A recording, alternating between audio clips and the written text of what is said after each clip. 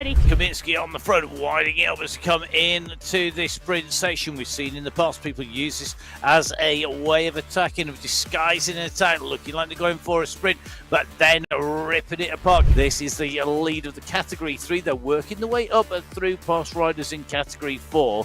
They're not that far behind in terms of distance, but in terms of time they are, because they are still on this steep upper slopes of the ascent here. Kaminsky is the rider hunting down the three leaders. These are they, Vujasin, Knudsen and Safrazadeh. That's the polka dot banner, the top of the Canberra climb. We're going to have three riders in Category 1 go over in the lead. Dadson, Winfield and Neville Ross, 45 seconds 1 to kilometre. 2 riders. Yeah, do you know what? I think they're going to stay away. Mark Dadson leads it out at 11 watts per kilo. Neville Ross goes at 14. So Neville Ross really wanting this, but Dadson's gone early. Is he going to make the line first? So Mark Dadson pushes. Neville Ross is not coming. Dadson's going to take the win from Neville Ross.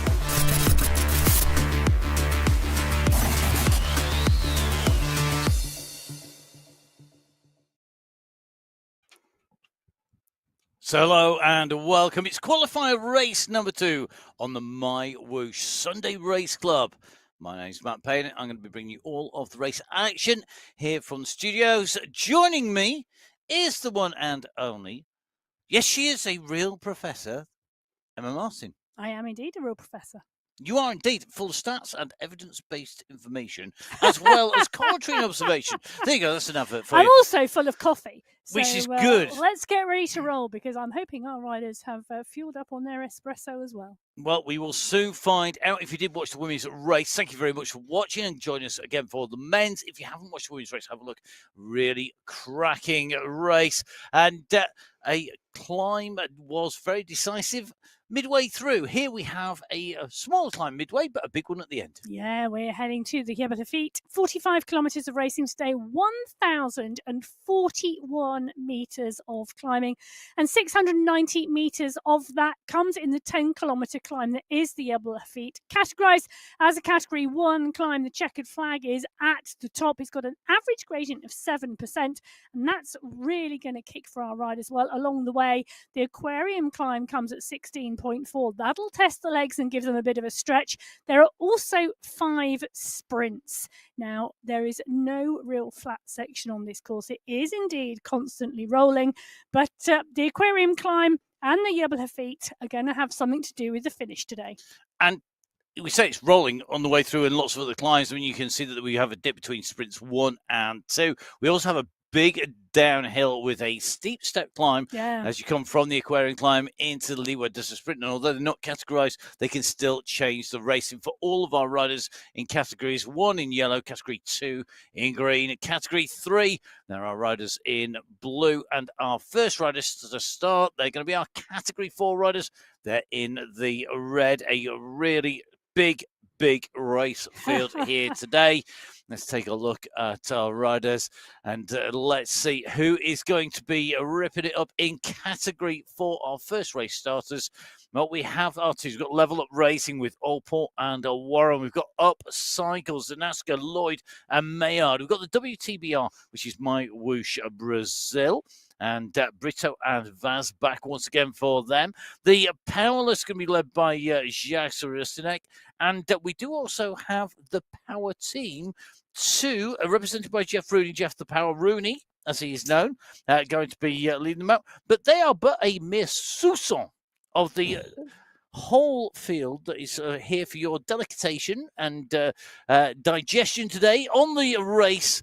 Let's see who's going to lead them out from the start. Who'll be our first rider to put in an attack? Not long till our Category 4 race start, and it's time to go. So off we head here in Arabia, heading for the Jebel Hafeet, but that won't arrive until we are 35 kilometres into the racing. The first real test. We have a quick kick out from the start and then a depression and a rise, and that's the first time that variation in power is going to be needed. Will they break up early? Emma, any predictions? Oh, yeah, you are asking me for a prediction. 25 seconds in, and I'm asking for a prediction. 200 metres into a 45-kilometre race. Well, I can tell you there are 48 riders on the start sheets today in Category 4.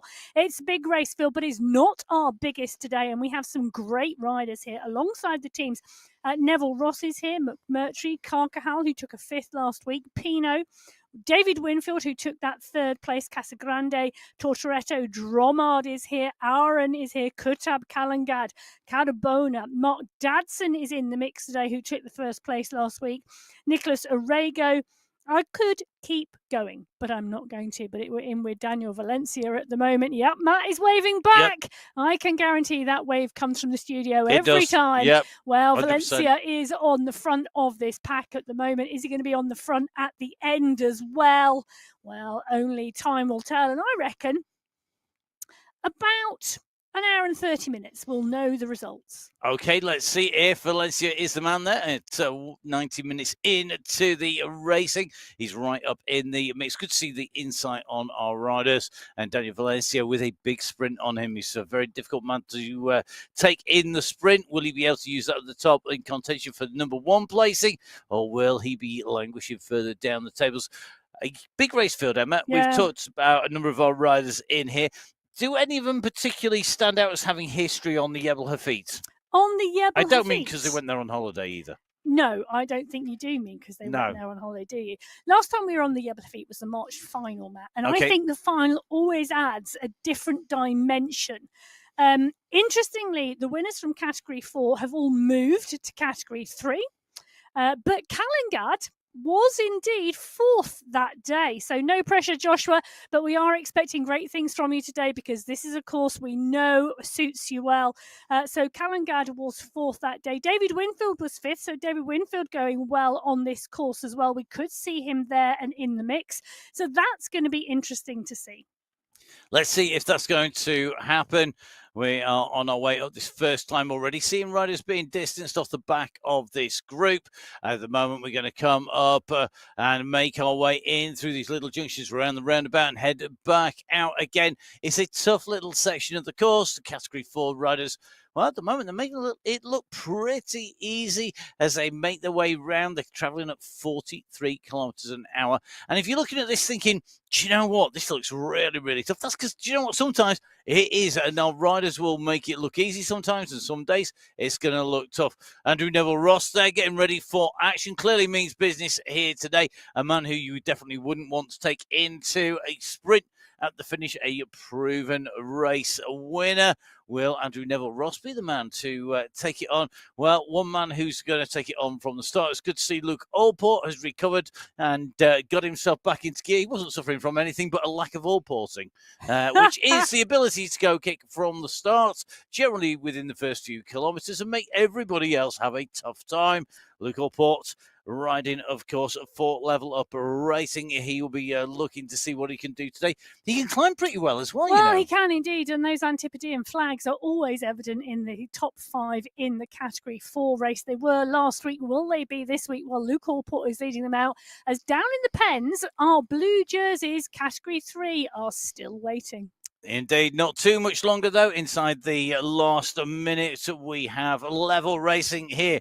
Well, can Captain Kirk be in command as they make the way into distance shores? Will we see Rimborg or Mercedes be up there all riding for level racing? X-Pro, well, they're going to be led by Jose Rodriguez, another man who could be right up in the mix. Slightly smaller race field, but not by much. No, 45 riders on the start sheets today, and Kansara and Yees are both here. Now, if you remember back to last week, and if you've not watched it, do head back over on the YouTube channel. There was 0.01 of a second between Henry Yees, who took first place, and Nicole Kansara, who took second.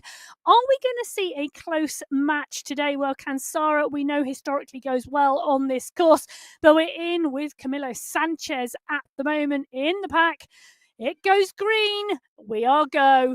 Category 3 away on Qualifier 2 on the Sunday Race Club in May. They are out and heading to the Jebel Hafeet.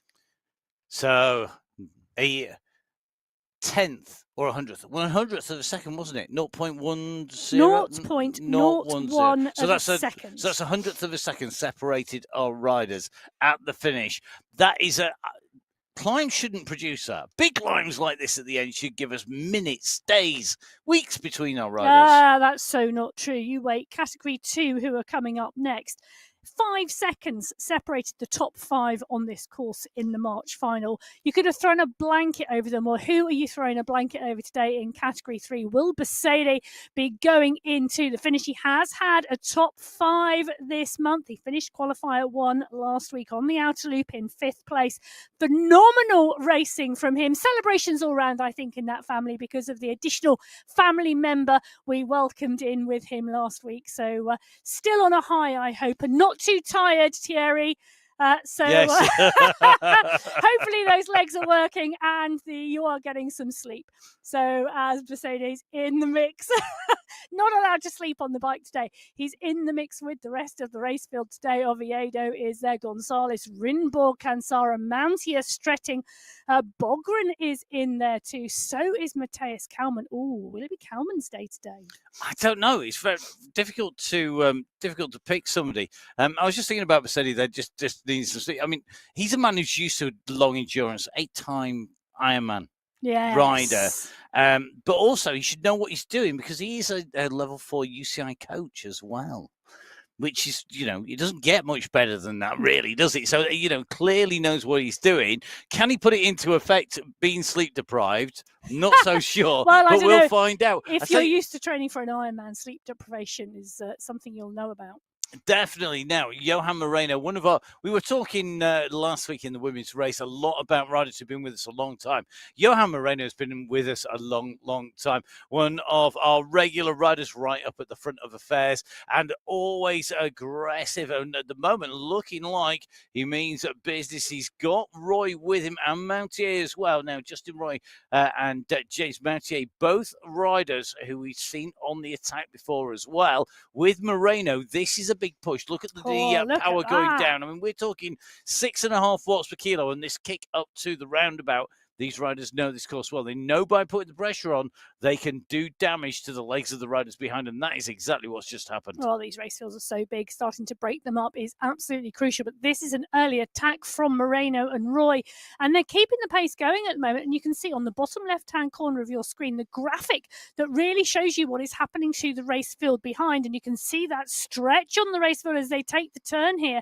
and they are all moving round. But it is Moreno and Roy on the front. Just a second now back to the chasing group, but it's still stretched. They have done some damage potentially to the legs, but they have not dropped any of those riders yet. Wow. I love the word yet because I think that says everything, doesn't it? It will not be long, I'm sure. I can guarantee we will not see 45 Category 3 riders go into the finish together, but we could well see a fair-sized group. I think that's a pretty straightforward guarantee, isn't it? Let's face it, that we're not going to see them all go into the finish together. That's our Category 3 riders. They're making their way into the first of our sprints, and this is the Expo sprint. And remember those sprints, all the points that the riders amass, 5 for first down to 1 point for fifth, are then added together across the course of the race. Points mean you can get yourself the green skin suit of our sprint leader, Henry East, going for this at the moment.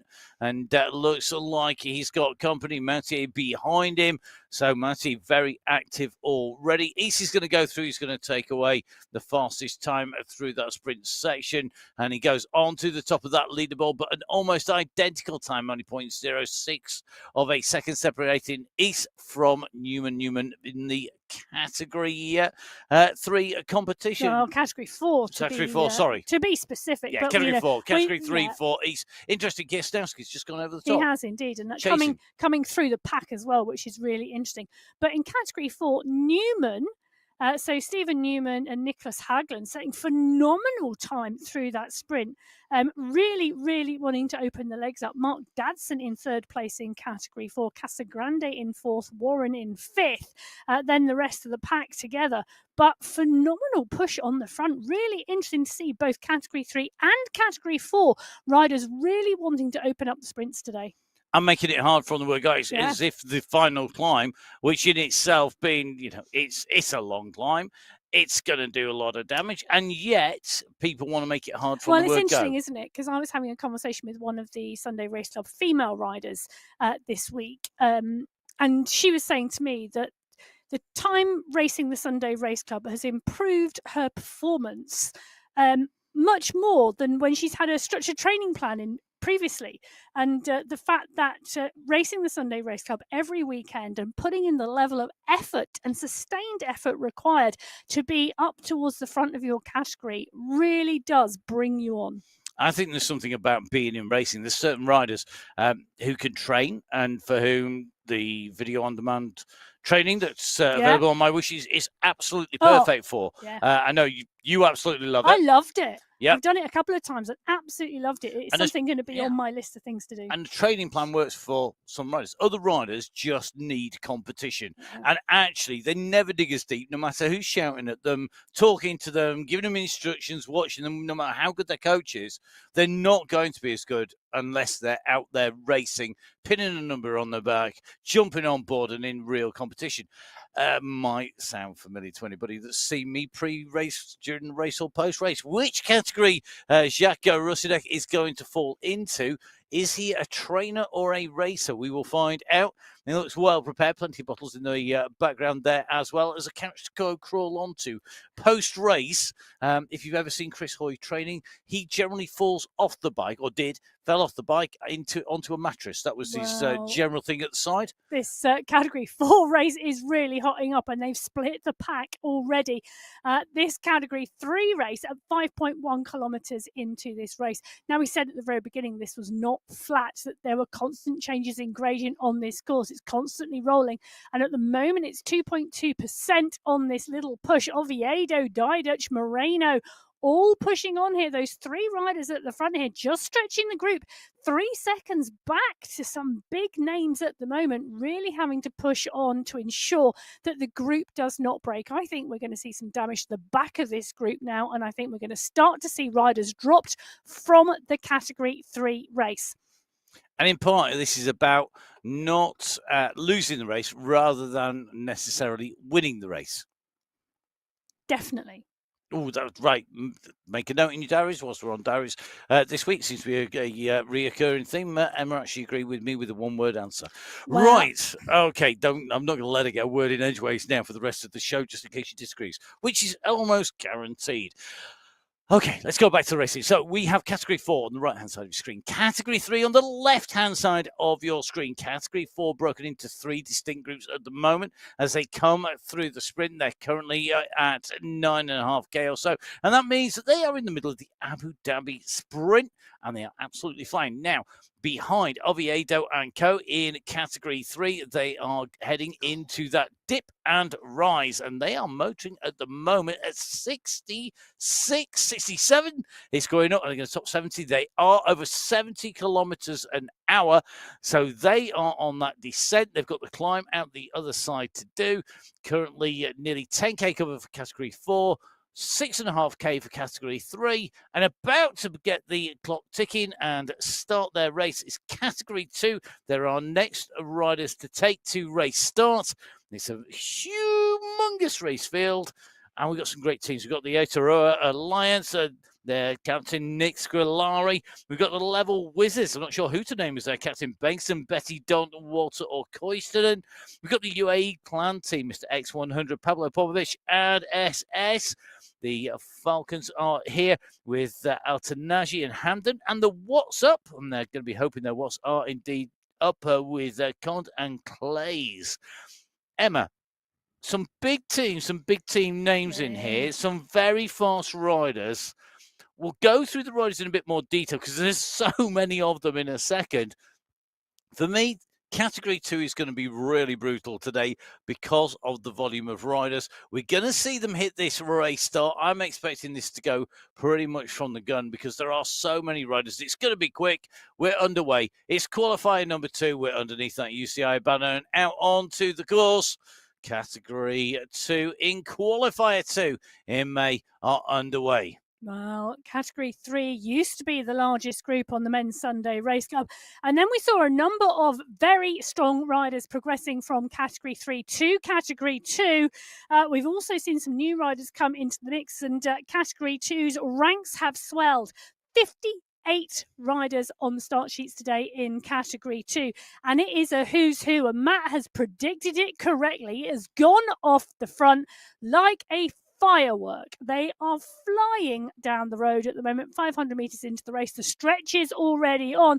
Phil Graves is up there with Nicholas Spratt. They have absolutely decided to put the hammer down first. Bengston's up and out of the saddle, just checking his phone. I'm sure there's a message coming in there. The team are going, what are we doing today? We weren't expecting that. Well, they expect the unexpected on the Sunday Race Club, because this Category 2 race is fast and furious from the gun. And the riders really have to be switched on. They have to be warmed up. Che Howard right in the mix here. We've got Spratt, Mayer, Tojanowski, Graves in here. They really are a who's who on the front. Sultan working well in this group. This could be a course that really suits you. Carradine in here as well. None of our regular riders. Just seeing Betty moving his way up into the mix. Walter in there. You've got to be in it to win it. You've got to be in it even in the mix, because this start at the moment, it is absolutely doing damage behind. The riders at the back, their legs are going to be screaming, because if you're not in this group taking a draft, if you're on the back trying to chase on, it's going to be tough stuff. At the moment, I wouldn't want to be any further back than probably the top 8 or 9 riders, because I think you're going to be in real danger. If a split goes, you're going to be isolated if you're not careful. In the March final, Matt, it was Coinston and Trojanowski, Barrett, Bengston and Spratt who were the top 5 in the Category 2 race. 5 seconds separating them. And it was 0.8 of a second in the sprint for first and second place. So this pack, I would expect to see a group of riders coming into the finish, because they are just so strong in strength and depth. They are. I'm finding it interesting. This group on the front are still holding clear, despite the answer behind. We just started to see riders being broken off the back of the pack and being dispatched into the distance behind. Just in with Ivan Nuki, one of our regular riders on the Sunday Race Club, just on the wheel of Krasnich. Got Sure up there and Largo in the mix. Don still nicely tucked in here as well. But the work being done by the riders on the front is going to be higher, because they are in the wind. So if you're new to the Sunday Race Club, if you're new to MyWhoosh, the Watts numbers at the top, if they're green, it means that the riders are in the draft. If they are white, it means they are in the wind. So Carradine, one of our experienced riders, just nicely tucked into this group, just pushing out to why he's fluctuating. He just dropped off the power there a little bit. He went from 350 down to 196, and it shows you there's a lot of modulation going in that power, a lot of variation just to sit nicely in that group. Well, it's a real balance, isn't it, between wanting to ensure that you stay in the group but not wanting to expend too much energy this early in the race. They're less than 4 minutes in, and it has been fast and furious on the front, because Phil Graves, Trojanowski and Spratt went off hard first. We've now got Carsten Mayer is following them as well. So we've got some real challenges here and some real quick thinking required in terms of what tactics these riders are going to follow. Well, we'll come back to the Category 2 race very shortly, because it's nearly time for our final race category. That's Category 1 to take to the start.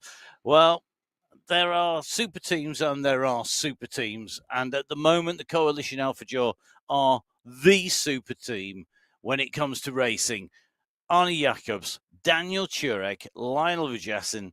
We've got Michael Kaminsky and Ollie Jones. They are an incredibly strong 5-rider team. They are the super team of super teams, but up against them, there's a lot of riders who could knock them off that perch individually, never mind as a team. Yes, 28 riders on the start sheets in Category 1 today. Talbot is here, Osborne is here, Bjorklund Paradians, Noren Martins, Knudsen Plantero, Ritter Panizza, Safrazadi Van Elst, Mayer, and of course Zach Nair. Well, they're in yellow. You're going to see them. the green of go, away go Category 1 on the MyWhoosh Sunday Race Club. Keep an eye out for these yellow jerseys. They are so quick. Look at that. Johan Noren, Martin Martins, 10 watts per kilo from Martin Martins up and out of that start pen. We said they were going to be quick. We said they were going to be fast. Let's take this race to the Coalition Alpha Jaw. Noren and Martins, it's a 2-up time trial out the start pen. And this is the way to beat them. I mean, Martin, it's good to have you back, Martin. Martin's been out missing in action for a little while. He's back with us once again. He's got Noren for company. And look at this for Justin very quickly out. Cover it. Yeah, he's got to get it covered. The Alpha Jaw riders know that they cannot let any one of these riders. He's literally who's who. Emma went through probably 50% of that race field. But to be honest, if you just pick the other 50%, you'd still be reading out a list of people who could take the race win here and are right up there. Good to see Hayden Pucker back in the mix once again. He's back in with a second there. We know is imbued with a whole load more confidence. We have said it before. There's a great article out. You can have a look on the site, on the blog, for what it takes to win a Sunday Race Club in Category 1. Zach has been at this for a while. He knows his stuff. He knows his stats. I'm really looking forward to seeing what comes from Zach in the future. But for the moment, he's got to be able to put it down now. Now, we were talking about the team, the Super Squad. Daniel Churek, Lionel Vajassin, Michael Kabinski, and Ollie Jones on your screen. Arnie Jacobs, the fifth member of that team, and they have to now play this goal. They'll be watching to see where they go. What do they do? How hard do they work? Interestingly, Lionel there, is that an ice vest I'm seeing, or is to keep cool, or is that a gilet to keep warm at the start of the ride? What do you reckon? I think it is hot and sunny across Europe at the moment, so seeing some great temperatures, which is absolutely fantastic. Summer is coming. So do you think maybe an ice vest? Keep cool. I have to say, this is a fast start in this Category 1 race, and it is not let off at the moment. So still over 5 watts per kilo at the front and still chasing hard. Now, it was Turek from Kaminski, from Vyasin, from Safrazadi and Van Elst in the March finals. That March finals is the only other time this year we have been on the Jebel Hafeet course. So this is the second time for 2024. Will Turek be on the top spot again, or will we see a different rider taking the win today at the top of the Jebel Hafeet in Category 1? Well, Category 2 are a little bit further down the race field, and there's a breakaway on the front there as well. Well, really interesting to see all these different riders just trying their hand. They're pushing very, very hard today across all of our race categories. We have seen a lot of movement up and down. We've got one of the big movements is the change with the UAE clan team moving down into Category 2 from Category 1 to Category 1.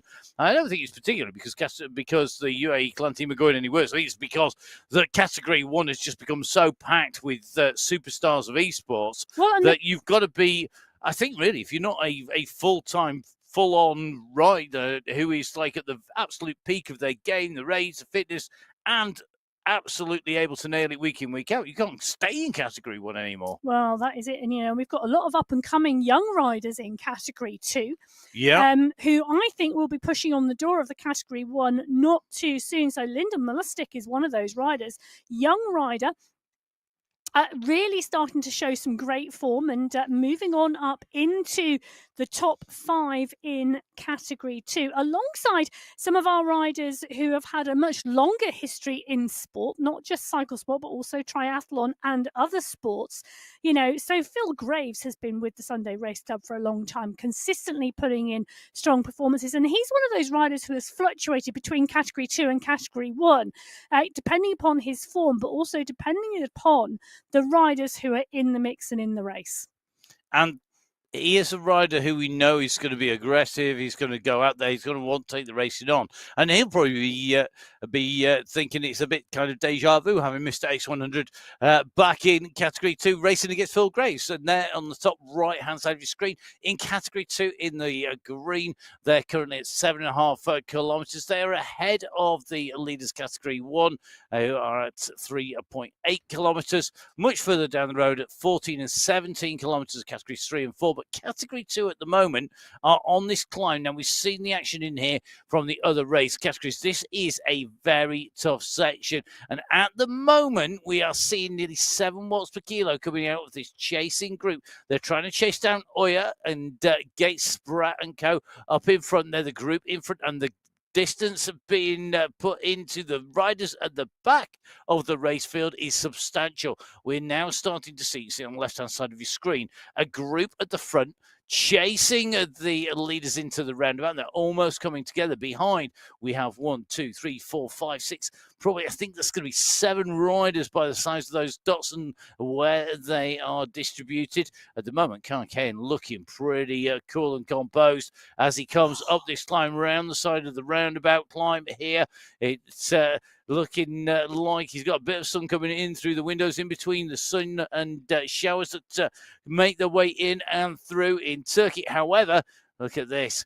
It's all pressure. The heat is definitely on in the racing. Red all the way across those chevrons as they come up here. You can't back off for a second. No, you can't back off for a second because the pack is splitting behind and this pace is continuing to be high. So Graves, Oya, Spratt, Millerstick, Bjarhead, Nuki are all in the mix here. Khan Kane, Burt Kane. Now, Burt Kane's been having some phenomenal form recently. Riding really, really well. The punchy races are really suited him, but he's obviously on some phenomenal form at the moment. Quinston is in here, a bit co as well. El Alami is there. So some strong riders making the cut into this leading group in Category 2. At the moment, we're just in with Frederick Gombert. We get an idea of how hard he's working. It's exciting seeing how hard the riders are going. Really, really interesting now. He's just taking a watch on the race, and he's across in France. Don't forget, if you are a French speaker, vous parlez français, then don't forget that we have our French commentary with James, our colleague.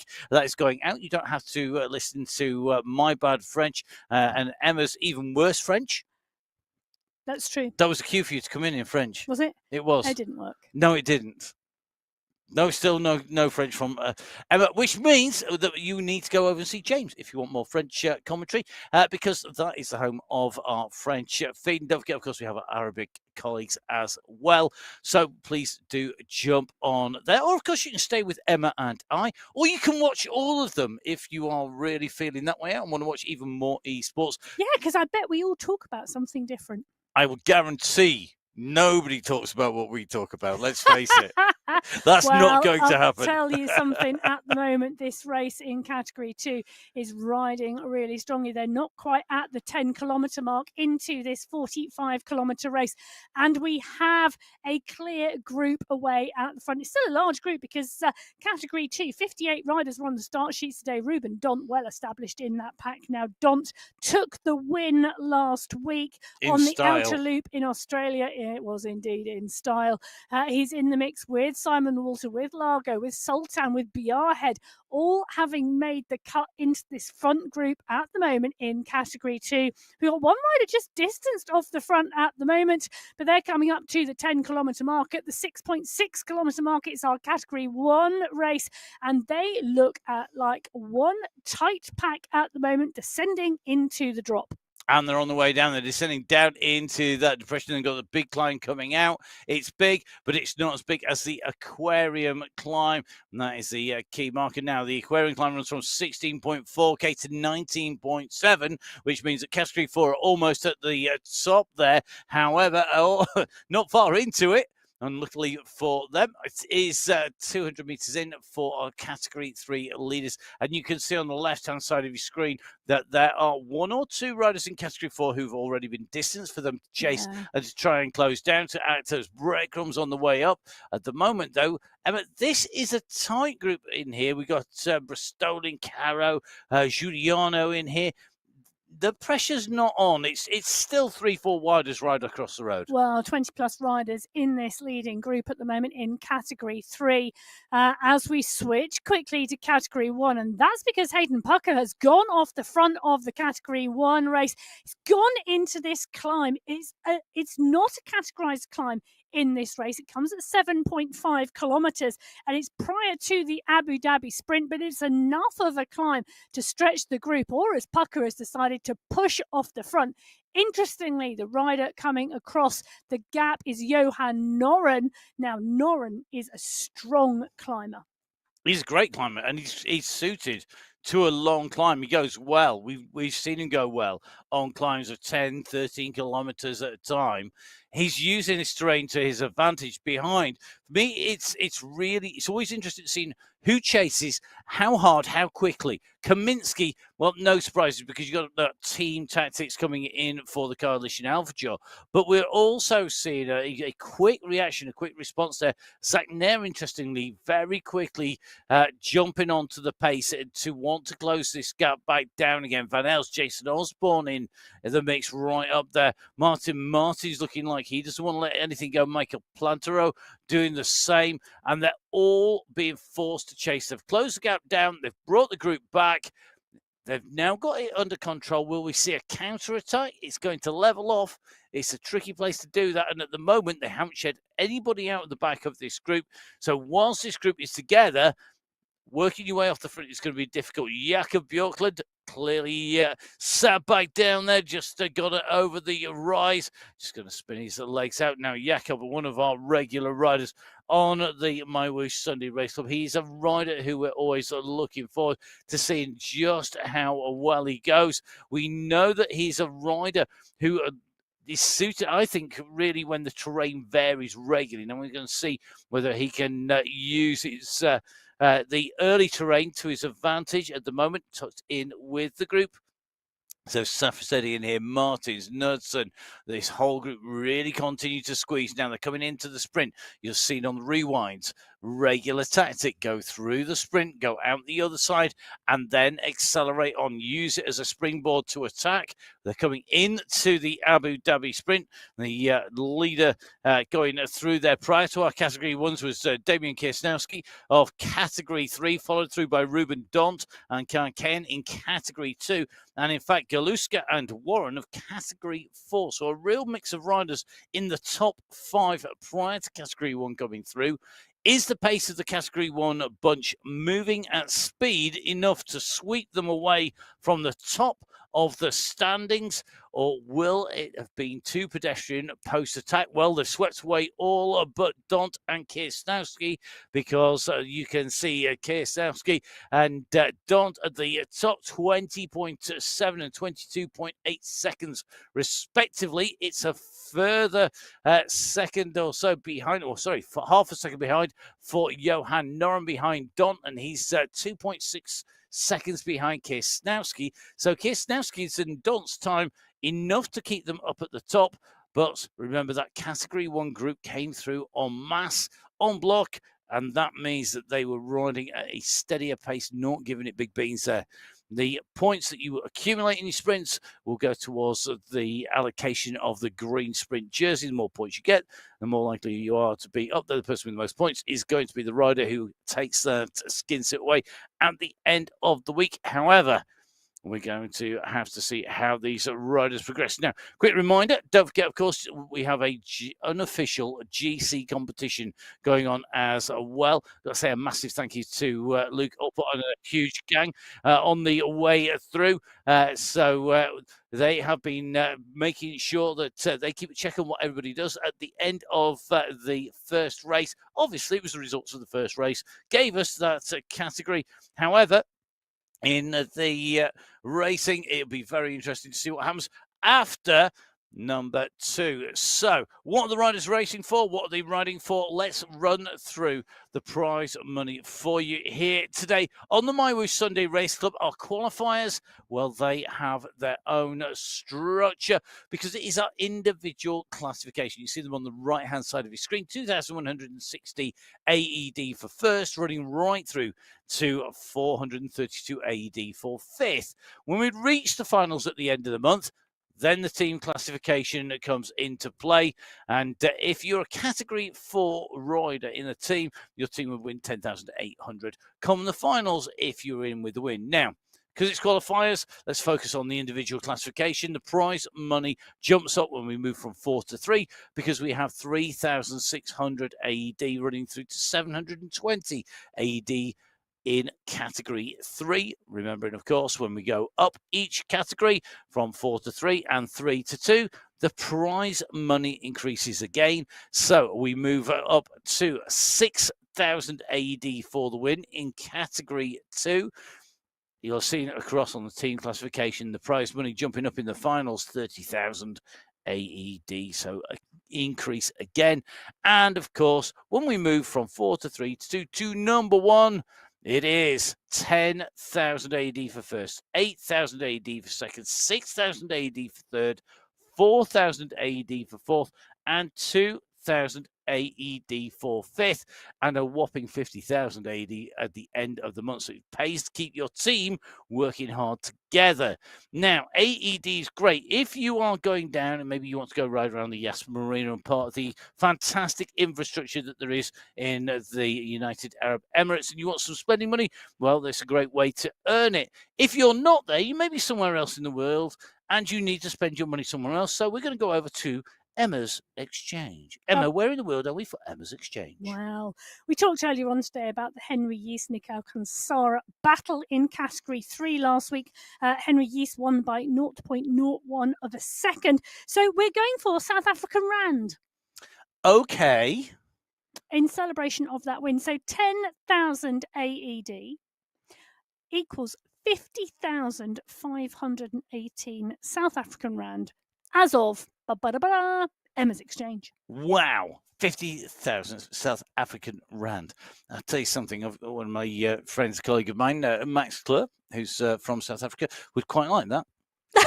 He would. He's actually at the BMX Worlds at the minute. There we go. He won't be able to spend Rand there either, nor AED. So he'll have to wait for another week until we do it in dollars, I think, because it's in Rock Hill, it's the BMX. Anyway, back to the racing. AED is what you want it in, really, because you just want to go take a trip out and go ride on one of the amazing tracks and trails. Maybe you want to go ride up the Jebel Hafeet. Maybe you want to take part in a competition out there. Lots of great racing and riding to be had.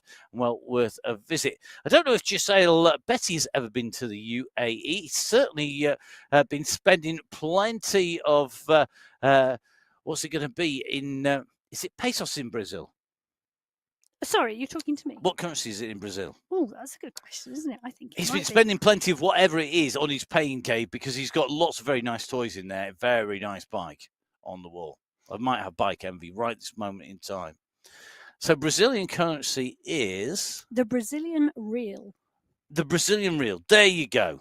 So it's Brazilian real. So Brazilian real. Just can we do an additional Emma's Exchange? No, let's not bother. We can. No, it's fine. Let's go back to the racing. All right. Let's go back to the racing. We will do Brazilian monetary exchange next time. Right, okay, you heard that here. First, now on to the climb. Which of our Category 2 riders are putting themselves in the mix for the prize money? We've hit the climb. Carsten Met, Jace Krasnich are on the front. Mr. X100 is with them.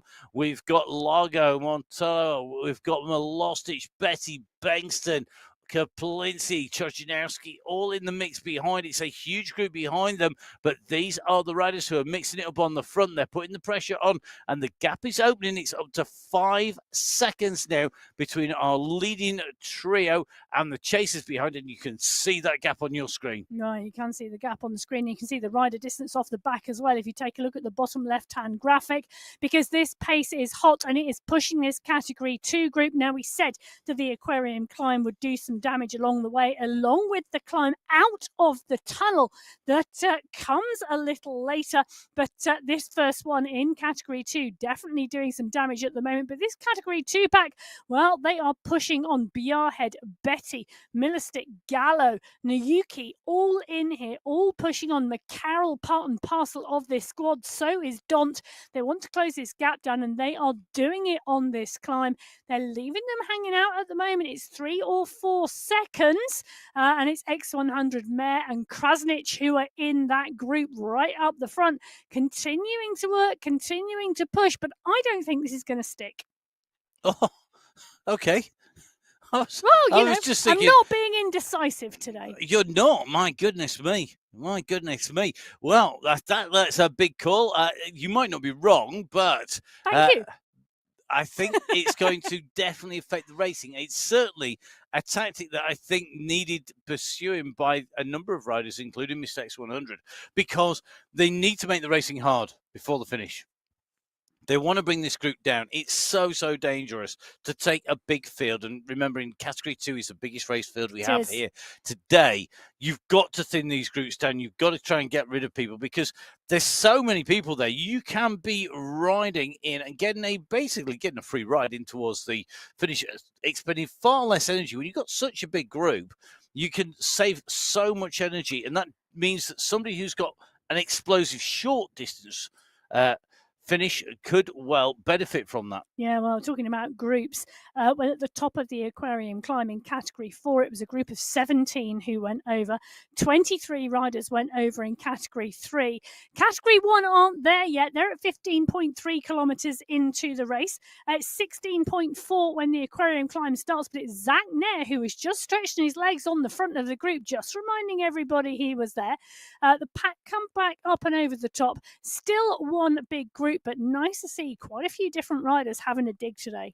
Yeah, and just making it hard in different places. Just seeing Jason Osborne just doing a little bit of work on there, just closing it down, keeping himself in position.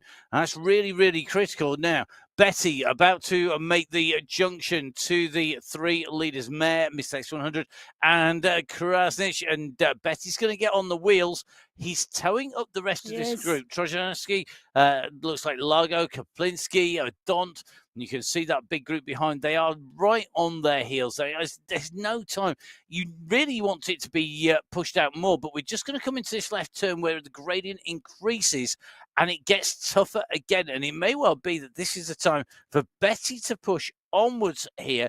The level wizards, they've got strength in depth. Bengston, Betty, Daunt, Walter, and Koistonen. I mean, that's a strong squad. It is. It is a really strong squad. But there are strong riders in this mix, and they really are all battling it out today. So Category 2 on the right-hand side of your screen, Category 1 on the left-hand side of your screen, 2.5 kilometres separating those two packs. Now, Category 1 started 5 minutes behind Category 2. Category 2 started 10 minutes behind Category 3. And Category 3 started 5 minutes behind Category 4. So Category 4, the first riders out of the start pen today, 20 minutes before Category 1. Well, this Category 1 group now coming into this climb. This is the aquarium climb. They're the last group of riders up onto its slopes. It's early days yet. It's just 3.2% under their wheels, but it's already starting to stretch this group. They need to keep the wits about them. They do. They need to be on top form. They certainly don't want to be anything like with a degraded performance. They have to be on a top level to stay with it. I'm looking at this group though. It's not lined out. It's effectively just a big ball of riders in Category 1, relatively big because Category 1 is our smallest race category. Category 2. Wow, look at that. That's a peloton. Huge race. It's not broken enough riders off. They need to do more here. They've got 150 metres till they get to the top of the aquarium climb, and they can see it on the bottom left-hand corner of the screen. That's the polka dot banner that I'm talking about. As they sweep round the corner on the road, they're going to see that polka dot banner. That's the end of the climb. And you're right, Matt. This is a huge group of riders going through in Category 2. I'm just looking for my results to update in front of me. Wow. 34 riders.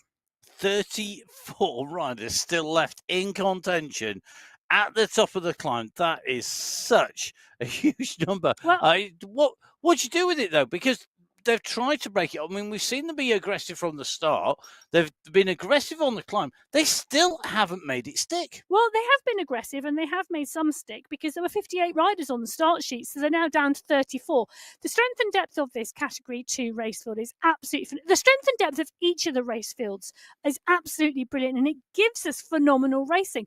That is what we're seeing on our screen in this Category 2 race. We're seeing different tactics being applied. Van He coming to the front now, pushing on at 7.1 watts per kilo. On the downhill section, this is the descent where we are seeing Matthias Van He push on, and he's trying to break away, but they are keeping a close eye on everybody. But there's so many riders in here, you can rely on somebody else to take a turn. Yeah, what can you do? They've just got to. I think this is a case of let it play out, and it'll happen on the slopes. Category 1, it's a whole different kettle of fish. There you go. That's another UK phrase and saying for you, a different kettle of fish. I will tell you where that comes from one day when we've got loads of time and nothing's happening in the racing. But a fish kettle is not what you make a cup of tea from. No, it's not. No, let's not go there just yet.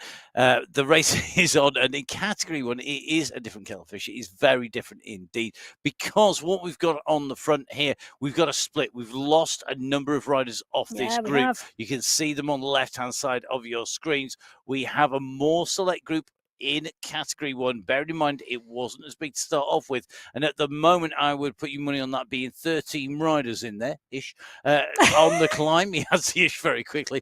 I'm reckoning about 13 there on the way up here, taking this right-hand turn. I haven't done anything complicated like counting, don't worry.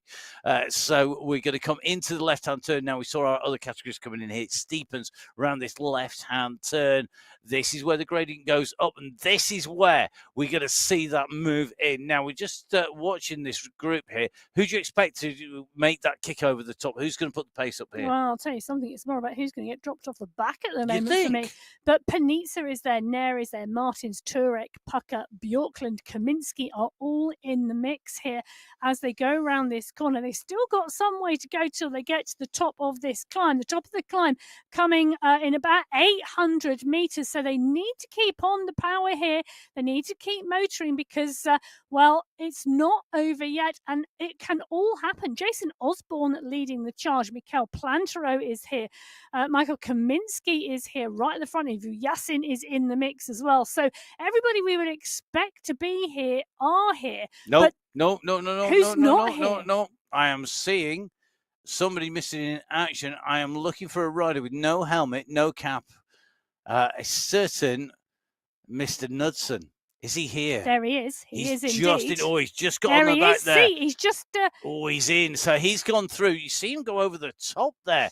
Knudsen is absolutely nailing back into this group as they came up there. And somebody else has gone off the back now. It's yo-yoing like crazy at the back of this group. It is indeed. And the back of this group, it's Said Safrazadi who has gone off the back. He's going to have to do some work there. Not quite sure what that was. That could have been a little bit of inattention. It could be a drop bottle. It could be anything at the moment. But Safrazadi now pushing at 7.4 watts per kilo to get back into the group. He's got a 5-second gap. They're going up and over the top. They're going to run away from him in a minute. If he doesn't push on, he's going to have to keep the pace going. Norin is on the back of the group. The group goes through. They go underneath the polka dot banner. Safrazadi is not there. He's not missed a podium for a long time. He has been a rider on seriously good form. Taking a quick look back through, he's had podiums throughout the entirety of April. Back into March, he's been there or thereabouts. Well, he's not there or thereabouts at the moment. We've got Kaminsky lead them in over the top. The top 9 going through in less than 0.6 of a second, 0.588, separating them to 9th place.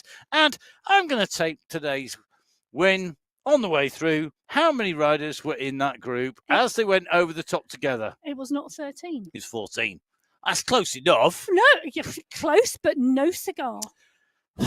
I'll have to wait a little bit further down the road. At some point, it will be 13. I probably will miss that. But the important thing is that push over the top, eliminating Safrazadi. As you can see, he's behind on the left-hand side.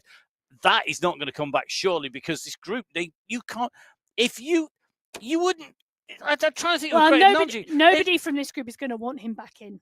If you're pulling out in the team bus, and your team bus was pulling out, and so was the competitions, and you saw that the competition had left behind Ronaldo in football, you wouldn't go, oh, that's great, let's tell them so they go back for him. They're not going to wait. They're going to be like, leave him off the back. You're heading out. You wouldn't do it. You just go, and go fast, because you don't bring him back. Well, I don't think that is what is happening in category I want you to get back on, really, mate. I do. Matt has torn loyalties at the moment, but it is Frédéric Grambert who is pushing on at the front at the moment of this Category 2 race. So 24.5 kilometres into this race. Now, this is a push at the moment. It is a rise on this section. It's currently 6%, and he is pushing and working hard. Kaplinski is leading the charge behind with Betty and Goodall. Trojanowski is there in the mix as well, but they are 4 or 5 seconds back now, because Frédéric Grambert is the rider pushing on. He is the one who wants to break this group even more. Let's just recap: 34 riders in this leading group in the Category 2 race. Well, I think that's about 20 too many to take into the bottom of the Jebel Hafeet. Yep, at least. Just honestly, it's one of those things. This push through here. I mean, Gomez's gone over the top hard. The chase is on behind him. The same is true in all these. This rise out from the Aquarium climb, after the Aquarium climb, is absolutely critical for me. You've really got to squeeze on. It's a long climb. It's stepped as well. And then you push over the top of it. If you can push here, you can eliminate a lot of people going into the final climb. You can do that damage. Really interesting looking at these different groups. Category 4 leaders, right-hand side of your screen. They're currently at 33.6k. They're only about 1 kilometre from the climb start of our final climb. You've got Category 3 leaders there at 30 kilometres, so they are currently about 5k out. We've got 25k under the wheels for the leaders in Category 2, and it's going to be 23 for the leaders in Category 1. They're separated by 2k on the road, but the first riders onto the climb will be our Category 4 leaders, and that is a big group. Currently 10 riders leading in Category 4. And that is a reasonable size group to take on to the Jebel Hafeet. That's the sort of numbers I personally would think, yep, it's fast enough. We've gone far enough with everybody. We've got it down to a good number. Let's see what the hill does. In the rest of the categories, it's a little different. Category 1, though, it's not that far away at 14 seconds. Not getting back onto the group, still chasing behind, and he'll be ruining whatever it was that cost him that little bit of time coming through. But here we go. I'm going to turn the right-hand bend. The polka dot archway is in front. So this is the start of today's big climb, the Jebel Hafeet climb. Emma, the numbers are substantial. It's 10 kilometers of climbing.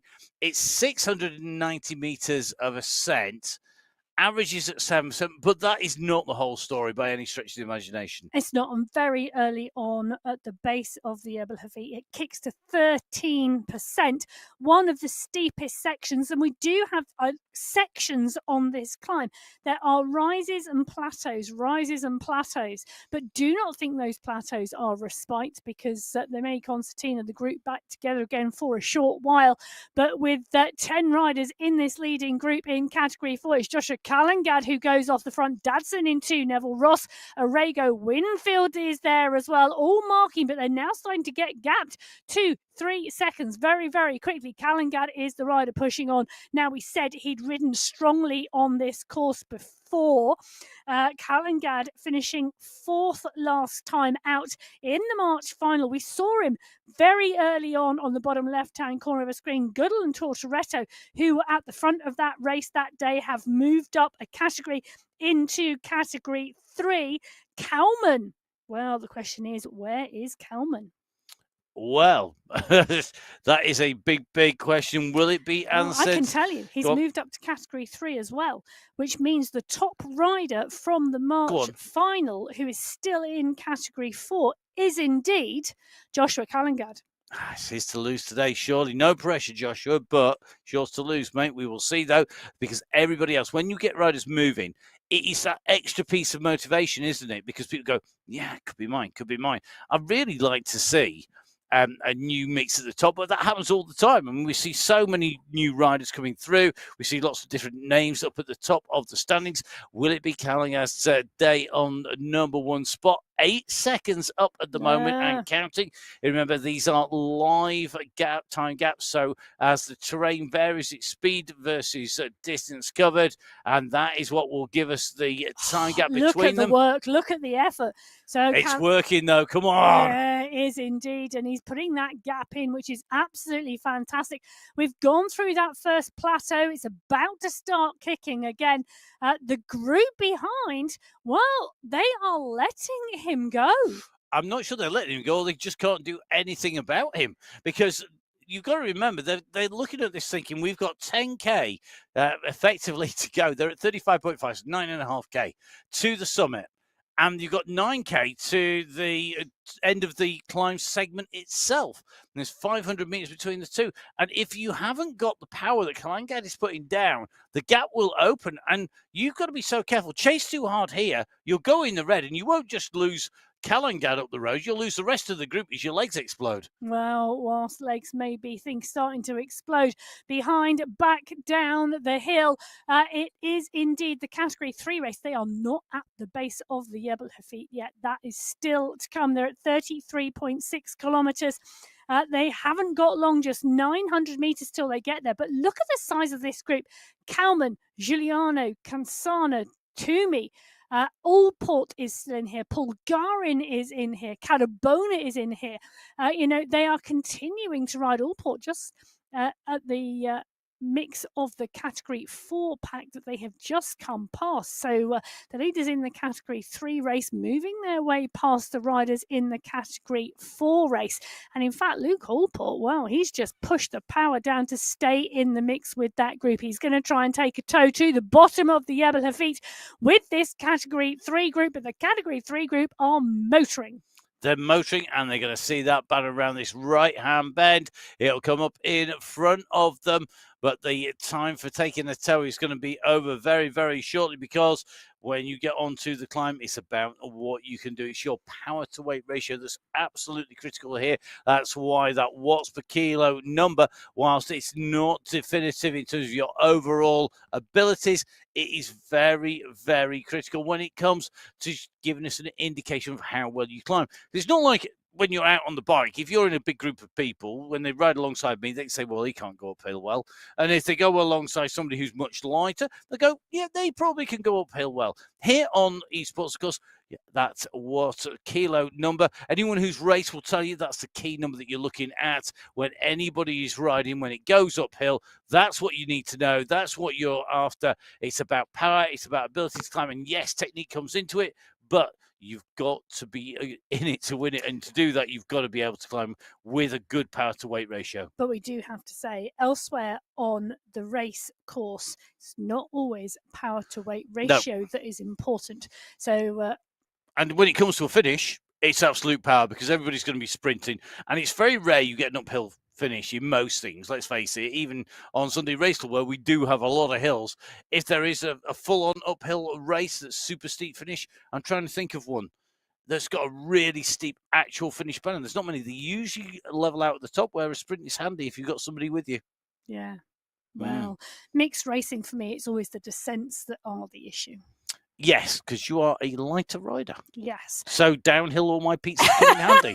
Right, okay. Whilst I'm sitting there thinking about pizzas, the two in front are clearly on a hurry. They're going faster than Deliveroo with a late takeaway, because as they go down the road, Mistakes 100 and Martin Trojanaski are at the moment on the move again, 44 kilometers an hour on the flat, opening a little bit of a gap here. Another attack coming in Category 2. Is they're now keeping these riders down. It is being smashed to pieces in Category 1. Well, they're on their way through the sprint at the moment. They are currently in the Silent Dunes sprint. It's not going to be long before they come out of the end of this group. Well, they're still keeping the gap to the rider behind. Yeah. And I tell you something, you wouldn't want to be behind this group because they are not letting anybody back in. There is no freebies today in Category 1 at all, in any way, shape, or form. You get gapped, they're going to keep you gapped. Wow. Oh, but saying that, has the pressure gone out? Are we on a time like it? Well, look at that. Emma, top of the screen. Kirstowski, yes. Newman, Fiedler, Smythe, Gosolin, Bulgarian, Oviedo, Tuomi, Rimborg. Blue, red, red, blue, blue, blue, blue, blue, blue, blue, blue. What's missing from this picture? Yellow jerseys. That's what's missing from this picture. Where are they? Where is the fastest rider in Category 1, Emma? So the fastest rider in Category 1 is Vuyasin, going through in 42nd in terms of fastest time. Average watch per kilo, 2.9. I'm just having a look. It's a rolling pack. 1. Wow. 2, 3, 4, 5, 6, 7, 8, 9, 10, 11, 12. 12 riders. It's very, very, very interesting that we have got such a gap opening up behind this group, despite they're not pushing on that hard. 32 kilometers now on a 2.7% gradient is not flat out for our Category 1, whilst it might be for mere mortals. Category 1, definitely finding that well within the range of their superpowers. Now, when we go across to Category 2, we've got the attack continuing here, and Trojanski and Mr. X100 Mendakowicz now up with the group. The pushes on behind Oya and Don, not wanting to let this go. Neither is Van He, but you can see the left-hand side of your screen, that gap. But these three need to work together. It's no good being three individuals. Well, here. We know we've always talked about Mr. X100 being a consummate rider at a set pace. He's great. You know, he can sit at a set pace and he can stay there the whole time. I think the size of this group in Category 2, he's given himself some slip room running into this climb. You know, he's got 2.5 kilometres to go till he gets to the bottom of the climb. He wants a gap, and he wants a big gap to give himself some running, because there are some riders here who will like the punchy nature. He has ridden this climb so many times. He knows exactly what he's doing, and he has got company now to help him with that, because they've taken the opportunity, the two Polish riders have taken the opportunity to go with him and to increase this gap. 3 clear now as they go past Johan Moreno. Category 3 rider Johan Moreno just put in a massive kick to try and stay with them, but it's X100. In fact, he's gone over the top of the group. He's pushed the power on and snowballed through. So Moreno, the Category 3 rider, utilising a little bit of a motivation to try and close down the gap, but he's got over a minute gap to Rodriguez, who's the next Category 3 rider down the road. Wow. Wow, wow, wow, wow, wow, wow. Just loving it. This is what you want to see. This is what we want to see, how they ride. The attacking is absolutely frantic. And look at this. Mr. X100 is wanting riders to work together here. He knows that the key to stay away is to do that. 12 seconds at the moment to McCarroll, who is leading the chase behind. There's some pace coming behind now. I'm noticing the numbers start to ramp up a bit here. So we've just started to see some 4s and 5s on the group behind. In fact, McCarroll at 4.9 watts per kilo on the front of the chase group. They've got some chasing to do, you know, Matt, because it's now 20 seconds. But there's no real coordination on the front of this front of this leading 3. They are now spat out like skittles down the road, because actually X100's gone with Moreno, and it's the Category 3 rider who is working with X100 on the front. The other two, well, they were there on a leading group of 3. They're now not. Yeah, I think it's a really interesting mix, and I'm wondering why Mendakowicz and Trojanski haven't gone with this when you've got Moreno able to do so. I mean, it's an odd mix. It's very unusual. I don't know. Moreno is on, off, on, off, on, off. If you look at his power, Yep. X100 is on, off, on, off, on, off as well. Just seen X100 at 11 watts per kilo. So he's kicked and he's jumped on it, and then he's come off the pace. Johan Moreno is doing exactly the same, but between the two of them are working here. They've now got a 5-second gap on the chasers behind, and I am not surprised. Johan Moreno says he's tired. X100 waves a thank you goodbye as Moreno drops to 0.8 watts per kilo. He has completely blown. I'm not surprised. I mean, he deserves an ice cream after that. The universal well done, mate. As Mr. X100, he's leading them out, category 2, onto the climb. He's got 2 chasers close by. 4 seconds the gap between our leader and second and third place. It's 22 seconds behind them going back. And Moreno's like, come on, let's go, let's work. I tell you something, is there no keeping Johan Moreno down? He's like a spring, isn't he? He sort of compresses and he's down. And then he expands and he's up and he's down. He deserves the combativity award today. But I'm not sure the category 2 riders are going to be very pleased with him. Well, why not? Why not have a play if you can? And it's a way he will get quicker, because when you ride with a faster category, that's when you're pushing yourself to the limit. That's when you're doing that improving. Do the right recovery afterwards, the right resting, and you're going to keep improving because you get quicker when you ride with people who are faster than you. Might have said that several million times before. Today even, maybe. Okay. On to category 1 on the left-hand side. They're at 32.4k. They're not far from the start of the climb. Category 2, as we've seen, leaders are on to the climb itself. Category 3 leaders are in amongst the category 4. The leading rider in category 3 up to 18th in the race overall, with 17 category 4 riders in front, led by Joshua Kalangad, who has a gap of 16 seconds to Winfield Galuska. It's then a little bit further to Neville Ross and Dadson. The 15-second gap back then to Orega and Rusinek. So at the moment, Kalangad leading in category 4 on the road.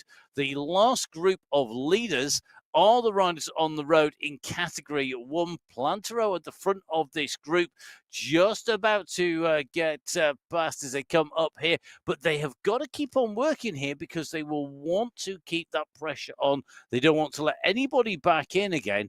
And there is some serious pace being put down with Jason in here, just throwing some power down because he knows that these guys are working well. Can they keep on going? I'm just taking a little bit of a look at the team mix here, Emma. And Coalition Alpha Joe still have pretty much the people they would want in there. Let's face it. You've got Vyachesin in the mix. You have got Kaminsky in here. It is Turex in. They're the people that you would expect to be in here. However, we've got Michael Knudsen. Now, Knudsen could well be up this. So he's got the polka dot jersey for the climb on the aquarium. The question is he in a better place than Thierry Bassetti? Because both of them have had very little sleep, insider information. But I tell you something, he's looking good at the moment and he's functioning really well. He's right in this group. We've got Bjorklund in there as well. And he's somebody who I would expect to have a good old kick on this climb. But for me, Johan Noren, big danger man today. Ooh. He is, because we know he climbs well on a long, consistent gradient. And this, if you want long, consistent gradients, this is it. Well, Noren is the Swedish esports champion for 2024. Yep. It would be great to see him on the top spot. I do like it when we get to see things mixed up a little bit and shaken up a little bit, and Safrazadi getting dropped earlier on, part and parcel of that. It would be good, to see a different rider on the top spot. We've had Vyachesin on the top spot the last 2 weeks. Just taking a little look further back, Nair was the rider on the top spot the week before that. Vyachesin on the Jebel on Qualifier 2 in April. Turek on the Paso Alto for Q1 in April, and Turek in the March finals as well on the Jebel Hafeet. So we have had a little bit of change, but Turek, Vyachesin, Nair, they've been common names recently. Let's put a new one on the top today, shall we? Okay, there you go. That's Emma's wish list, please. If anyone wants to oblige, feel free, Mr. Doran. Just looking at you for that one. Martin Martins on his way. Now, Martin Martins is a rider who we know is absolutely top class, back racing with us. Has he got the power today? Or do you think at this level, we talk about the margins being really, really fine. If you, say, took 2 weeks, 3 weeks off, took a little bit of a break, do you think that coming back to racing at the top level, would that break be enough to give you enough degradation of your performance to take you out of the top 5? Well, I think there's multiple things, isn't here? Taking a break actually mentally refreshes you as well. True. It's not just about your physical performance. That mental break, the mental refresh, coming back into it feeling fresh and excited and motivated to go again, absolutely key and crucial of importance. You can't ride the Sunday Race Club all year round, perform in every race, and just keep continuing at the same level. You're going to have phases, you're going to have ups and downs, and you need to take breaks. And when we look at Martin Martins, we know he's set out to set his goal as the world champion. He's publicly stated it. Well, I think it's a lot of the riders in the mix at the moment in front of us have clearly stated they want to be part and parcel. And who wouldn't? But that means he's got to get that timing right with the phase he's riding through. So are we going to see him on top form? One man who's on absolute top form. Go from top left to bottom right hand side, diagonally across your screens. Look at that. Joshua Kalangad, he's holding that 18-second lead. He kicked in early. He's put the gap in, and I'm not sure he's not just watching the numbers behind and making sure he maintains his gap rather than necessarily pushing on at full bore, which is really smart. And that is really in contrast to categories 2 and 3, where there are big groups knocking chunks out of each other. Yeah, well, we're still seeing big groups on the road, as you say, Matt, in categories 2 and 3.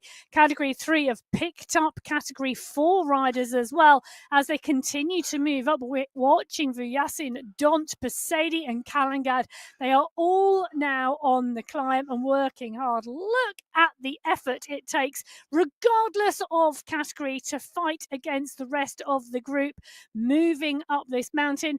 This is going to be a well-deserved win in all 4 categories today. Oh, will it be the 4 riders that were on your screen? We're going to have to wait to find out. We've seen Justin on the attack. Knudsen currently leading his way up on to the slopes of the climb of the Jebel Hafeet in category deeply into the red. Let's take a quick look at our riders before we roll ourselves in to have a little bit look at the detail.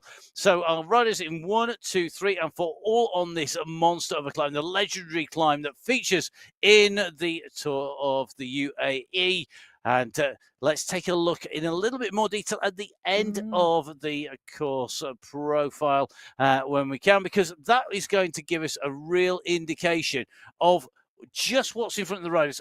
Bottom to top, this climb is consistent, but not exactly the same. Well, consistent but not exactly the same sums it up very nicely, Matt. At 34.5 kilometres, the riders come into the base of the climb, and you can see there are steps on the Jebel Hafeet climb. There is some respite, but between those steps it kicks, and it does kick quite steeply. The first step on the climb tops out at over 13%, and then there's respite, and then we go again, and it is like that all the way. So 1, 2, 3, 4, 5. You can see the steps all the way up. The top is interesting as well. That is exactly what I was just about to go on to there. The very top section. Now, the climb line, the banner, is 500 meters to go. There is then a dip and a rise. If you get that wrong, you can lose 5-10 places comfortably by just getting the finish wrong. Pushing over and gaining momentum into the dip and then coming up to the actual finish line proper is critical. And we've seen this race won and lost regularly there, haven't we? Yep, completely and utterly on how the riders ride the downhill section at the top of the climb. And we're not just talking 1 or 2 seconds. We're talking you can lose 10, 15 seconds. So you need a good chunk. If you had a group of riders, say you had 8 riders going in for 5 places, you could go over the top into the descent in first and finish 8th. So getting this right is going to be critical, or getting a big enough margin. Now, the margin is coming down for Kalangad. It's down at about 11 seconds at the moment in Category 4. Our Category 4 leader with just under 5 kilometres to go on the right-hand side of your screen. On the left-hand side of your screen, East Consolin, Kansara, looks like Alberta in there, Mercedes Smite. This is a big group, but they are making the way up. They are just behind. They're not that far behind, are they? Well, so the leaders in Category 3 are 900 metres behind the leader in Category 4. But we've got to remember that they are travelling at about 15 kilometres an hour on average. And at 15 kilometres, here's your homework, kids. If two groups of riders are separated by what is going to be 900 metres on the road, should make it easy for them. If two groups of riders are separated by 1 kilometre on the road, one group is travelling 15 kilometres an hour, one group is travelling at 13 kilometres an hour, and the faster group is the rearward group. How long till they catch the group at the front, and will they do so before the top? Answers on a postcard, please, to Matt Payne, care of Full Speed Events. Or just send them on social media, and I can then go through and go, yeah, we got that wrong, didn't we, kids? Okay, so as you all know, we have Professor Emma Martin beside me on the right-hand side, the stats and evidence-based published academic who is going to refuse to do the maths for us right now, whilst I continue to talk about the racing a little bit, because we have got a real battle here in Category 3. This is still a big group, Emma. It is probably the biggest group altogether. It's mixed up with Category 4 riders who, whilst they may have been caught, are clearly able to climb with the leaders at this pace. We know that they can dig in deeper and go harder, but do you think in Category 3 they have to wait later up the climb to do that? Dig in and go harder. So you're going to go on to the limit. You're going to try and open a gap, a definitive gap like we saw Kalangad do on the start of the climb, which was a brave move. If you're in Category 3, you've got a big group. You're not just going to break this group by just riding along at a fixed pace. Surely you need to attack, dig in and put in an attack. They're coming up to 40k very shortly indeed, 200 metres. Well, they are. Surely a dig and attack is the way to go. Yes and no. I think you're going to see it come down to more attacks in the last 2 kilometres in Category 3. The strength and depth of that race field, they've continued to whittle it down. It was 45 riders. It got down to 23. It's now at around 12. But you can see them scattered down the mountain. Look at that colour on the left-hand side of your screen. We're in with Category 2 and X100, the first rider going in really to the climb and going in hard. He's 5 seconds ahead of Coinston, who's leading the charge in Category 2. Category 1, well, they're not there yet, but Van Elst is the rider pushing on at the front. For me, Category 3, 12 riders still. That's going to play out in the last few kilometres. Well, we'll see if Emma's predictions are right. Category 2, Mistakes 100 on the move. Category 1, Van Els, a rider who we don't often necessarily give credit to for the performances he puts in. Would you say he's waiting for that big breakthrough? Van Els has had a number of top 5s over the last few months. But he really wants around to get 4th in or there, 5th. doesn't he? He wants that podium. He wants a top spot. He does. And actually, that next real big jump into 1, 2, 3 would be absolutely fantastic to see. You know, he's been nudging at it. His form is there. He just hasn't quite pushed into that top 3. As I mentioned, you know, February, March, April, May, he's been touching that top 5, but not quite making the top 3. Would be really interesting to see. But I do agree with you, Matt. He is one of those riders that does deserve more airtime. Well, there you go. I'm sure that the team were listening, but he's got to be in it to win it. He's got to be right up there as well.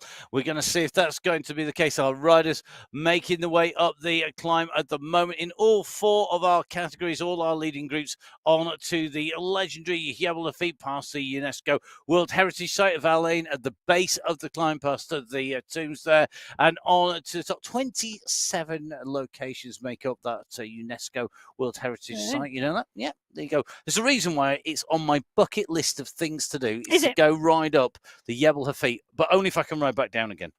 I refuse to ride up a hill that long And not turn around at the top and ride back down. No, definitely not. That's definitely not. Or if somebody wants to give me a lift in something to the top and let me just ride down, no, I will go that downhill. What's that's for interesting sure. here, Matt, is with Callangad has been caught in Category 4. So Winfield and Neville Ross, now the two riders at the front of the group. It's a group of 4 at the front.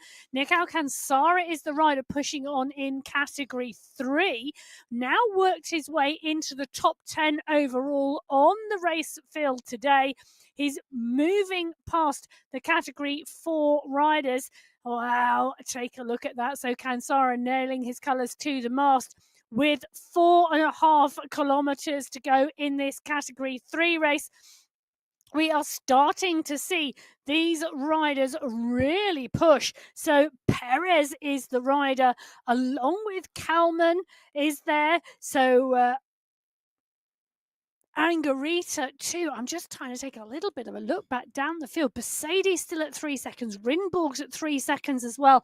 You know, Kansara is saying, come on, let's go. But they're not letting him go. They're not. And it's just... the action in the Sunday Race Club never fails to disappoint. I think for me, this break, this attack, this chase... It used to be we would see a rider go at the start of a climb and they'd be gone. Not anymore. We saw Callangad in Category 4. He went, he's been pulled back. We're seeing this group in Category 3. He's attacks, it's pulled back. You've got Kansara pushing, you've got him being pulled back. You've got the same in Category 2. You've got Mistakes 100 on the front. We saw Trajanowski doing the same. They're getting pulled back. We've seen riders in Category 1. Van Els was on the dig. He's been pulled back. Now we've got Koistinen on the move in Category 2. That is a man who definitely can climb. That is a seriously good attack coming in at the moment from Tatu Koistinen in Category 2. 6 seconds now clear of X100. He came up and he went over the top. So now clear, you can see there. Look back down that hill. You can see them coming, but they're like ants in the distance. So X100, the closest rider to Koistinen, 5 seconds back at the moment. Then we've got Torzhanowski, 10 seconds back. Then Betty, then Walter, then Millerstick, then Gallo. But those riders are 20 seconds back. Now, 20 seconds is nothing on a climb like the Jebel Hafeet, particularly with 5 kilometres to go. But Koistinen is trying to time this right. So has he timed it right? Well, we will find out. 700 metres back down the mountain. Michael Knudsen is leading the charge in the Category 1 race. Van Elst, Noren, Osborne and Vujasin are the riders with him. Now, that is an interesting mix, Matt. Kaminski is gapped at 12 seconds. And I didn't think that's what you'd be saying to me as we came into this climb, that Kaminski was gapped, that Noren at the moment up the road with Knudsen, with Vujasin and with Osborne. I tell you one rider who I would really like to see go well is going to be Jason Osborne. He's one of the riders who was racing up this climb when we first came and put words to the action on the Sunday Race Club. He's a rider who's still doing the same. And really, really interesting. It'd be good to look at their times as well up this climb, because these riders are very impressive, and that is a big gap that has opened up behind the chasing group behind. Well, they could pull it back yet, but we will have to see the leading group in action. Van Elst looking very strong. He's in there now. Right hand side of your screen, Mr. X100 is on the chase of Tatu Koistinen at the moment. Behind him, Trajanowski at 10 seconds. It's going to be Betty at 15. Walter's nearer the 20-second marker. They are working the way up, but at the moment it's 7 seconds between first and second place in Category 2. Category 1, we still got this leading group on the climb. They are at 39.8. It's about 600 meters separating these groups on your screens at the moment. That left-hand side turn is going to be coming up very quickly indeed. Then the right, then the left. It just weaves its way up this slope. Category 1 and 2, very similar distances, separated by 500 meters. Now, Category 3 leader Taylor Gonsolin at the moment with 2 seconds to Kalman, 3 seconds to Kansara and 3 seconds to Rimborg has got a little gap, and that group are opening up a stretch on the riders behind there at 41.9k. They are 600 meters again behind the Category 4 leaders. Now we have got Neville Ross, Winfield and Galuska leading. They have got a big gap back to Kalangad.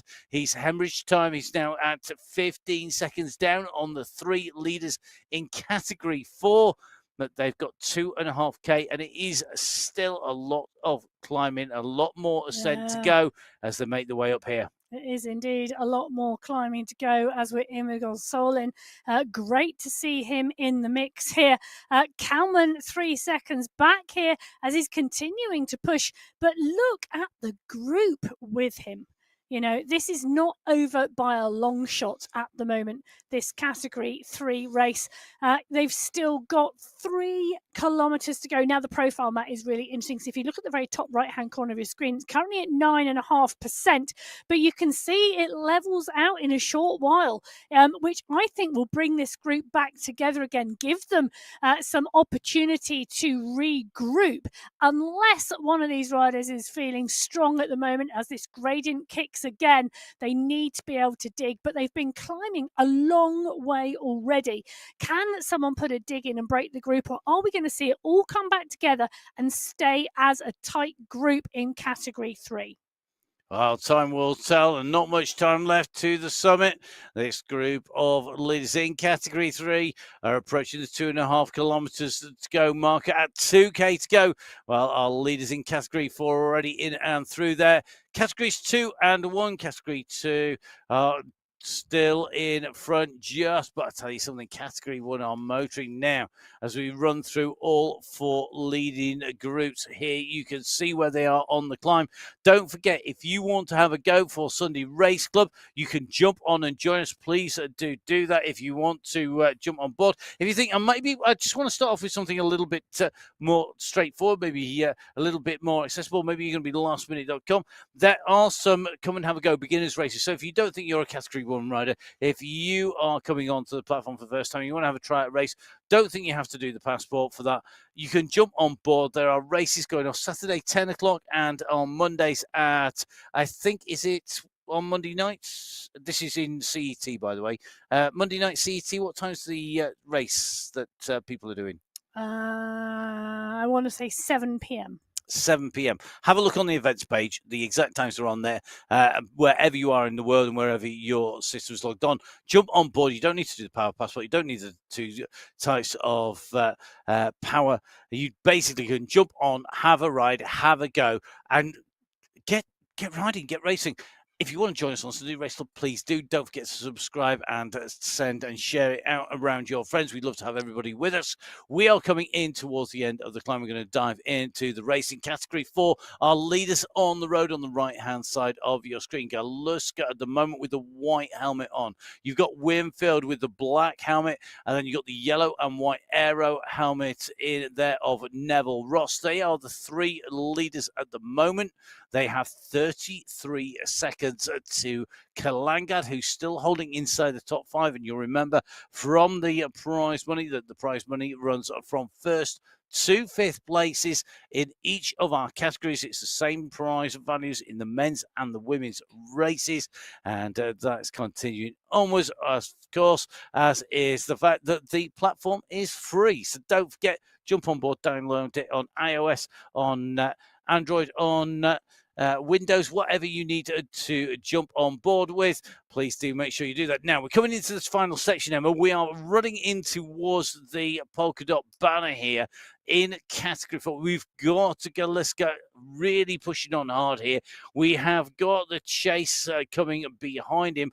But at the moment, Henry East in that polka dot skin suit in Category 3 has got a gap. Is it going to be East's day at the front? Well, it could well be. You know, he was the inspiration for Emma's exchange earlier on. Is he going to take the top spot in Category 3? Well, the top spot in Category 4, I think, is going to be decided before we see Category 3 come under the UCI banner today, because 700 meters to go. So 700 meters, Galuska with the kick. He's accelerated away. He's got 13 seconds to Winfield and Neville Ross. Neville Ross leading the chase on the left of your screen. The race leader goes through. He's going to go underneath that polka dot banner. He has got 500 meters to go on his way in to the finish. He's going to do this downhill. He's going to have to get his skis on his way in through. He's going to take the left-hand turn. This is the run up to the line. Neville Ross and Winfield are going to be out of the running for the win, but they should come at pace and close that time gap down. What will it come down to? Well, I don't think Galuska needs to worry. Wojciech is going to make it. Wojciech Galuska comes up in. He sees the UCI banner. The partner for the UCI is MyWhoosh for 2024, 25 and 26. But here in May, in qualifier number 2, Wojciech Galuska takes the win here today. Behind him, Neville Ross and Winfield are going to be coming fast in around the bend. Neville Ross still leading this out. He's out of the saddle. He's sprinting for the line. Winfield, well, we know the Winfields can sprint. Has David Winfield got it in him? He's leaving it late. Neville Ross is continuing to kick. Neville Ross is taking second. It's going to be David Winfield who's going to come through. He's going to take a third place here today. So Galuska, Neville Ross and Winfield, you're 1, 2, 3 on the road in category 4. Well, Callan Gadd and Dadson are going to fight it out for 4th and 5th in that category 4 race, whereas Agudelo Perez is the rider clear at the moment from Henry Yeese in the category 3 race. They are coming up. They are coming fast. They've got 900 meters to go. Nick Alcanzara is there. They are also got company from Angarita as well. So the riders at the moment in category 3, there's 9 seconds separating this group at the moment as they are scattered down the mountain. But it is Agudelo Perez. It is Cansara. They are moving on towards the front. Angarita is there as well. He's right on the wheel of Cansara. But can Agudelo Perez take it to the line? Well, he's about to drop into the descent. Is he going to keep this pace up? Yes, he does. He kicks over the top. That's the top of the Jebel Hafeet climb. Now it's the 500-meter run for the finish. So here we go. He's over the top. Can he hold on? It's only 6 seconds a gap. This is not huge. And there's a big group. Cansara, Dadson, East, and Angarita chasing in behind him. This is that left turn onto the red tarmac. You can see this out and around the United Arab Emirates for the cycle pass that you can take. Well, at the moment, this is the path that's leading him up to the banner. Behind him, the push is coming. Dadson is on his way. Has he got the pace to close this gap down? They're coming quick. Agudelo Perez has got to hold on here. I think he's done enough. Yeda Esteban, Agudelo Perez, your winner in category 3 here on qualifier number 2. As in comes the chase behind Angarita, going to be in with East, with Cansara. It's going to be a push to the line for Rimberg and Gonsolin. Categories 4 and 3 absolutely pushing it to the line.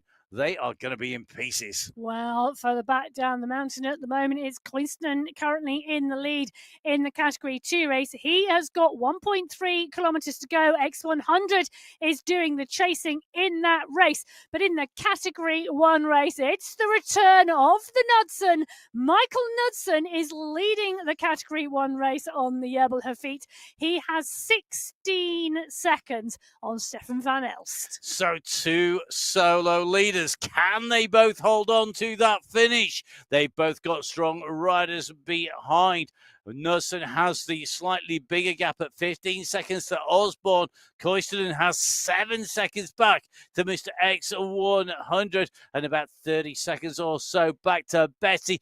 This is going to be close now. Knudsen, he's absolutely buried himself. Michael, you can go to bed when this is finished. Can he get himself over the top? He was saying he came in, he's going to see what he could do. Well, to tell you what, today he is absolutely doing the business.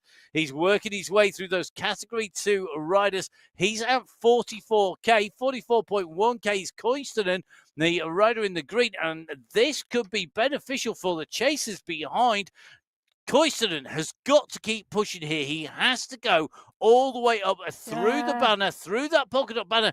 Emma, these last few 100 meters to the polka dot banner are desperate. They are indeed desperately wanting to hold on, desperately wanting the power to come out of your legs, desperately motivated to get across that line first, desperately looking behind your shoulder to see who's chasing and chasing hard. And Koinston could see X100 behind, but he's still clear at the moment as he comes towards the top. He's still got 700 meters to go. He's got to hold on. Knudsen is not far behind. In fact, Knudsen's going to see Koinston very, very shortly. Can Koinston make it to the front of the race to win the Category 2 race before Michael Knudsen comes into view? Well, it's going to be very, very close. Well, at the moment, Knudsen, he's working his way through these riders. He's pulling riders closer up to Koivunen, but it looks like Koistunen's done. Koivunen sealed that victory coming into the polka dot banner. He shouldn't be touched now. The gap behind him is too big. Knudsen's not going to have him. Mr. X100 is not going to have him. It's going to be Tatu Koivunen who's going to make this his. He's got the gap. He's pushing for the line.